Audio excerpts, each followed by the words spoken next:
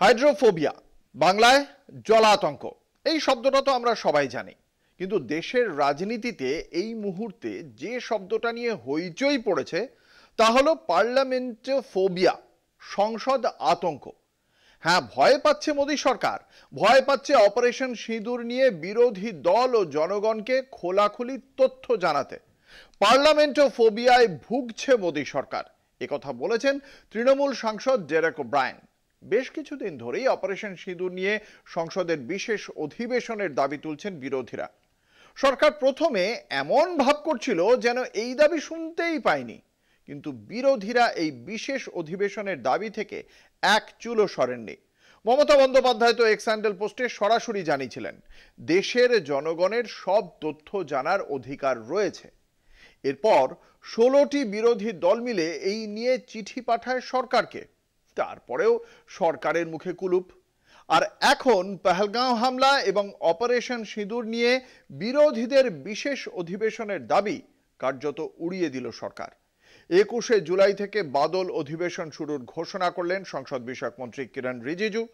ফলে প্রধানমন্ত্রীকে পাঠানো 16 বিরোধী দলের চিঠিকেও গুরুত্ব না দেওয়ার অভিযোগ উঠেছে। বিরোধীদের অভিযোগ, সংসদকে ভয় পাচ্ছে সরকার, ভুগছে পার্লামেন্টোফোবিয়ায়। কিন্তু কেন ভুগছে? অপারেশন সিঁদুরের তথ্য দেশের মানুষ কেন জানবে না? 22 এপ্রিল পহেলগাঁও হামলার পর ভারতের অপারেশন সিন্ধু, তারপর থেকে বারবার বিশেষ অধিবেশনের দাবি তুলেছে বিরোধীরা। 3রা জুন এই দাবি নিয়ে প্রধানমন্ত্রীকে চিঠিও দেয় 16টি বিরোধী রাজনৈতিক দল। इस देश पे निरपराध लोगों पर अटैक होता है, 26 महिलाओं का सिंदूर उजाड़ दिया जाता है, उसके ऊपर अगर हम स्पेशल सेशन की मांग करते हैं तो उसके ऊपर चर्चा होनी चाहिए। और हमने इस प्रकार का एक लेटर सब मिलकर 16 पॉलिटिकल पार्टीज, अपोजिशन पार्टीज के सिग्नेचर उसके ऊपर है। কিন্তু বিরোধীদের দাবিতে কর্ণপাত করেনি কেন্দ্র। 21শে জুলাই থেকে বাদল অধিবেশন ঘোষণা করে দিলেন সংসদ বিষয়ক মন্ত্রী কিরণ রিজিজু।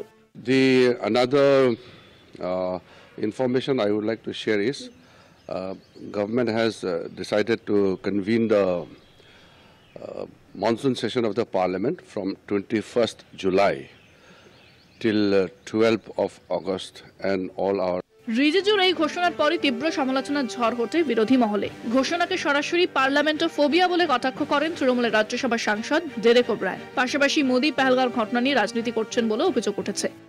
পহেলগাম হামলার একদিনের পরেই নরেন্দ্র মোদী বিহারে রাজনৈতিক সভা করলেন, অপারেশন সিঁদুরে ফ্লেক্স টাঙিয়ে বিজেপি ভোটের রাজনীতি করলো এবং তারপর এখন পার্লামেন্টে সর্বদলীয় বৈঠক ডাকার দাবি না করছে। এখানে অভিষেক বন্দ্যোপাধ্যায়ের মতো সাংসদরা সারা বিশ্বের কাছে গিয়ে পাক সন্ত্রাসবাদের কথাগুলো তুলে ধরলেন। সেখানে আসলে ভারত সরকার পার্লামেন্টকে বাইপাস করে এটাই প্রমাণ করলো যে বিজেপি দিনের শেষে ভোটের রাজনীতি করে। পহেলগাঁওয়ের ঘটনার পর থেকে কেন্দ্রের যে কোনো পদক্ষেপে সরকারের পাশে ছিল বিরোধীরা, কিন্তু সেই ঘটনা নিয়ে বিশেষ অধিবেশনে বিরোধীদের দাবিকে কার্যত নস্যাৎ করেছে শাসক দল। ফলে প্রশ্ন উঠছে, কেন এই বিষয়ে আলোচনা এড়াতে চাইছে সরকার? বিদেশে সর্বদলীয় প্রতিনিধি দল পাঠিয়ে ফলাও করে প্রচার হতে পারে, তাহলে দেশের জনতাকে ভারত পাক যুদ্ধ নিয়ে জানাতে সমস্যা কোথায়? চিফ অব ডিফেন্স স্টাফ বিদেশের মাটিতে দেশের সামরিক বাহিনীর ক্ষয়ক্ষতি নিয়ে সাক্ষাৎকারে মুখ খুলতে পারেন, আর কেন্দ্রীয় সরকার সংসদে জানাতে ভয় পাচ্ছে কেন? কি গোপন করতে চাইছে তারা? তবে কি বিরোধীদের মুখোমুখি হতে ভয় পাচ্ছে কেন্দ্র? কলকাতা টিভি।